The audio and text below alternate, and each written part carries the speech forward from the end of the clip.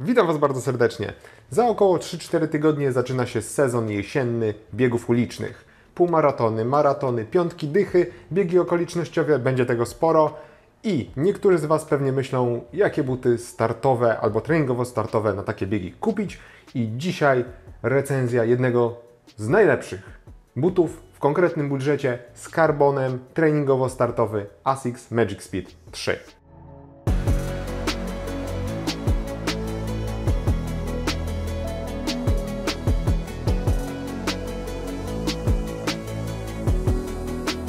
Ten film będzie nie tylko testorecenzją, ale będzie też taką trochę pokazówką, ponieważ ja w tych butach przebiegłem zawody, a dokładnie bieg Powstania Warszawskiego, który odbył się na przełomie lipca i sierpnia. Oczywiście pobiegałem sobie też treningowo, ale na zawody wziąłem buty, kamerę i nagrałem troszeczkę dla Was ujęć. Niestety nie wyszło to najlepiej, bo robiło się ciemno i większość ujęć wygląda tragicznie, ale coś tam z tego biegu mam, więc na pewno Wam pokażę. Ale przejdźmy sobie do rzeczy. Do konkretów, czyli jak zawsze pogadajmy sobie troszeczkę o konstrukcji tego buta. ASICS Magic Speed 3 to trzecia generacja butów treningowo-startowych, bo nie określiłbym ich tylko i wyłącznie jako startowe. Oznacza to, że możemy w nich pobiegać szybko na zawodach, ale możemy też w nich bardzo, bardzo szybko i dynamicznie potrenować. Nie nadają się do długich rozbiegań, no chyba że biegacie długie rozbiegania poniżej 4 minut, no to może być fajny wybór. Ale uznajmy, że jest to but przede wszystkim startowy, na krótkie starty od 5 km do półmaratonu. Ma 8 mm dropu i waży około 220 g w rozmiarze samplowym, czyli 9 amerykańskie, 42,5 europejskie. W katalogu ASICSa znajduje się raczej na takim drugim miejscu, ponieważ ich najważniejsze buty startowe to jest ASICS Metaspeed Sky i Metaspeed Edge. I to są buty nominalnie pod maraton i półmaraton, natomiast Magic Speed jest serią tych butów, powiedzmy, troszkę mniejsza amortyzacja, dalej płytka karbonowa, pełna płytka karbonowa, natomiast raczej przeznaczone na krótsze bieganie od 5 km do półmaratonu, jak już powiedziałem wcześniej. Niemal cała budowa tego buta wskazuje nam, że jest to rasowa startówka, ponieważ cholewka tego buta, a zaczniemy sobie od cholewki, jest zrobiona typowo jak większość butów startowych. Delikatny monofilamentowy mesh, mega przewiewny, płaściutki, dziurkowany język. Właściwie to, co przylega do naszej stopy, jest bardzo cienkie, ale bardzo mocne. Nie oczekujmy tutaj super komfortu, jeśli chodzi o cholewkę czy zapiętek na stopie, chociaż zapiętek ma nie mało gąbki, która otacza naszego Achillesa i kość piętową i jest sztywnym zapiętkiem. Nie jest to całkowicie łamiący się, płaski, niemal nieistniejący zapiętek, więc trzymanie stopy jest bardzo dobre. Natomiast sama konstrukcja buta od góry, od cholewki, to jest, można powiedzieć, typowa startówka. Podeszwa wewnętrzna zbudowana z pianki Flight Foam Blast Plus, czyli tej pianki, którą znajdziemy w Nova Blastach, w Nimbusach, chociaż Nimbusy i Kayano mają ją z dopiskiem Eco. No ale w Nova Blastach poprzednie Magic Speedy 2 miały tą piankę, czyli mamy z jednej strony bardzo dużą amortyzację, fajne oddawanie energii, ale przez to, że mamy tutaj pełny karbon, czyli włókno węglowe w podeszwie, sprawia to, że połączenie tej pianki i karbonu naprawdę daje radę na trasie, o czym opowiem dopiero w momencie, jak sobie będziemy biegać. Bieżnik przypomina mi te bieżniki, które znajdują się w butach typowo startowych ASICSa, czyli mamy dosyć dużo gumy węglowej, poprowadzonej przede wszystkim w części śródstopia, ponieważ pod piętą jest jej umiarkowana ilość i mamy takie wyżłobienie, które z jednej strony sprawia, że but mniej waży, bo nie ma tam pianki i nie jest nam potrzebna, z drugiej strony mamy wyeksponowaną płytkę karbonową. Bieżnik radzi sobie bardzo dobrze, oczywiście na wszelkich nawierzchniach asfaltowych, kostce, betonie. Tam jest super i powinien naprawdę dużo wytrzymać, bo jest go po prostu dużo. Jest to gruba warstwa gumy węglowej.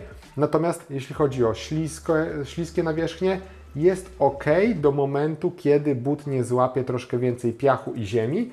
Wtedy tą przyczepność, idealną przyczepność tracimy, ale jest to raczej normalne przy tego typu bieżnikach. Przechodząc do biegania, zacznijmy sobie może troszkę od moich treningów, które w nim zrobiłem, a raczej robiłem w nim zabawy biegowe z mocniejszymi akcentami oraz typowe interwały i do takich treningów przede wszystkim ten but będzie się nadawał, ponieważ szkoda tego buta na długie rozbiegania i na klepanie kilometrów. Jest to raczej but do okazjonalnego, mocnego trenowania oraz startu w zawodach i tam spisywał się bardzo dobrze.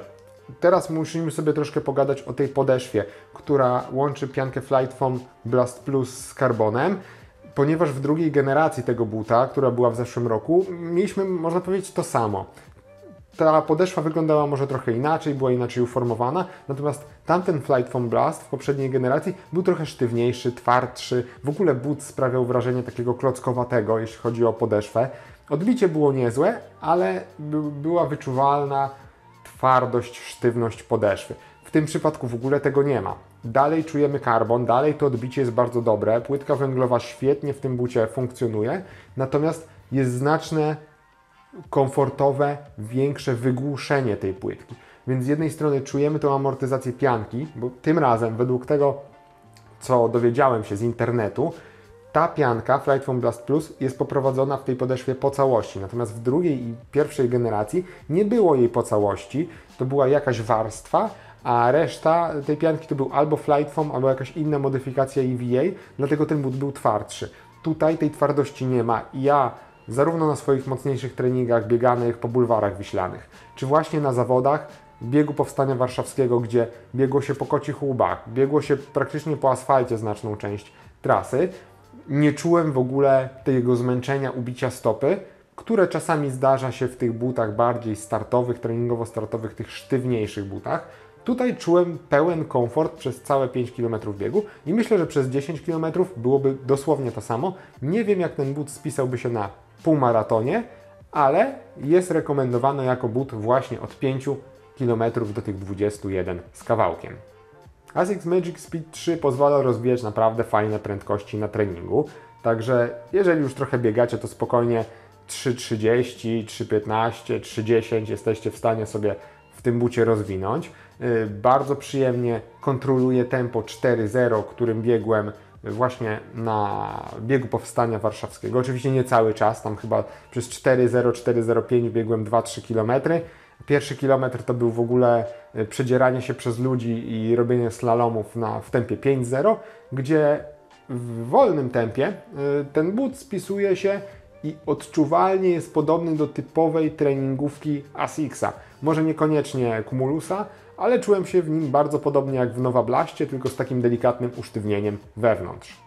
Pamiętajcie, że buty ASICS Magic Speed 3 możecie także kupić w sklepie, w którym pracuję, czyli Studio Sport na warszawskim Żoliborzu oraz na naszej stronie internetowej studio-sport.pl. Podsumowując, jest to but genialny na biegi 5-10 km. Jeżeli w tym roku planujecie trochę startów na takich dystansach i chcecie kupić pierwszy but z karbonem, no to może być jeden z najlepszych wyborów na rynku. Jeśli chodzi o dłuższe dystanse, mi ciężko powiedzieć, bo go nie testowałem na dystansie półmaratonu, ale śledzę Adama Nowickiego, który przygotowuje się do maratonu i biegał w nim 30-kilometrowy mocny trening w tempie około 3 minut na kilometr. Także spokojnie da radę robić w nim naprawdę długie i mocne treningi. Oczywiście jak jesteście trochę mocniejszym zawodnikiem niż takim amatorem jak ja. Natomiast chciałbym powiedzieć o kilku alternatywach. Jeżeli niekoniecznie karbon jest dla Was i nie chcecie buta karbonowego z jakichś powodów, no to ASICS ma tak naprawdę dwa rozwiązania dla Was na takie buty treningowo-startowe. Pierwszym z nich, takim najbardziej lightowym moim zdaniem, jest ASICS Nova Blast 3.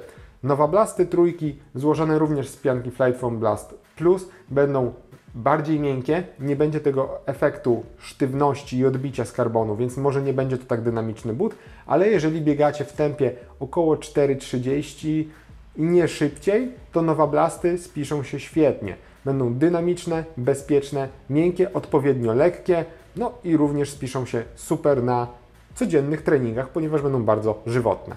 Czymś na pewno szybszym będzie ASICS Nusa Tri 14 lub też 15 generacja, której recenzję planuję w ciągu najbliższego miesiąca, bo w końcu do mnie dotarła dzięki ASICS-owi Polska.